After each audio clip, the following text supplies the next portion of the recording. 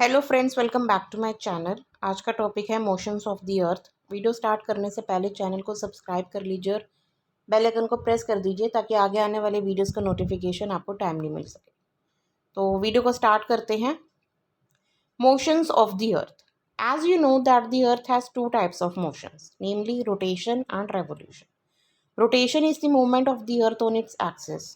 The movement of the earth around the sun in a fixed path or orbit is called revolution.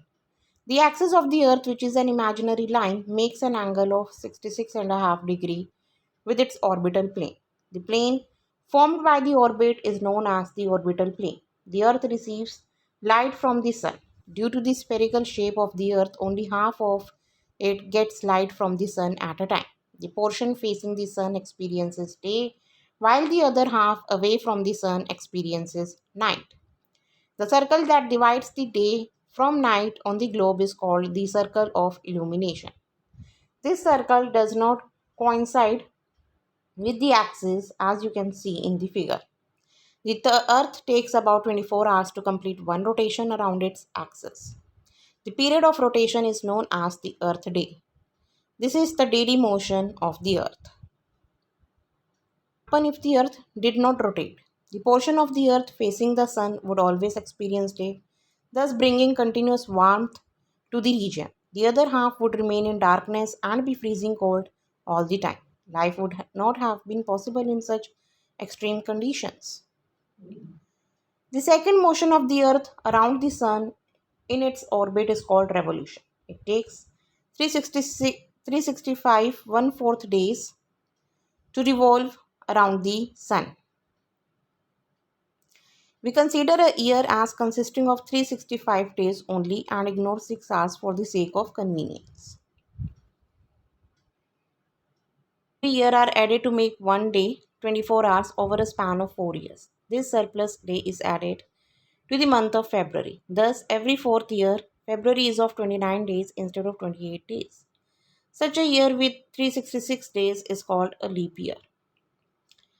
From the figure, it is clear that the Earth is going around the Sun in an elliptical orbit. Notice that throughout its orbit, the Earth is inclined in the same direction. A year is usually divided into summer, winter, spring, and autumn seasons. Seasons change due to the change in the position of the Earth around the Sun.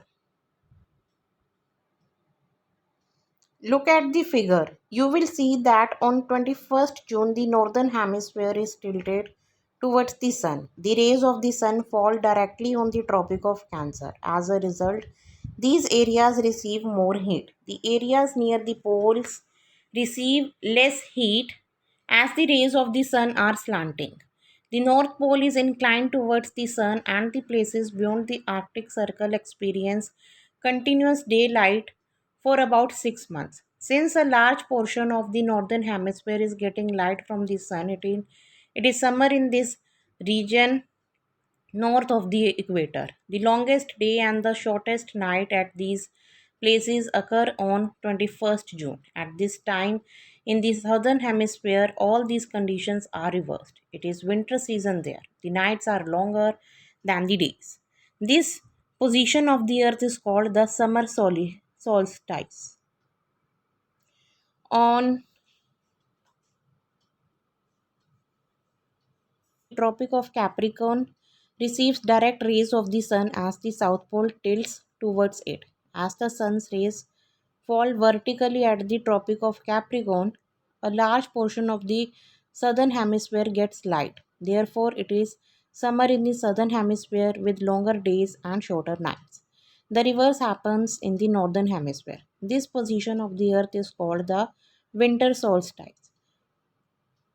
On 21st March and September 23rd, direct rays of the sun fall on the equator. At this position, neither of the poles is tilted towards the sun. So the whole earth experiences equal days and equal nights. This is called an equinox. On 23rd September, it is autumn season in the northern hemisphere and spring season in the southern hemisphere.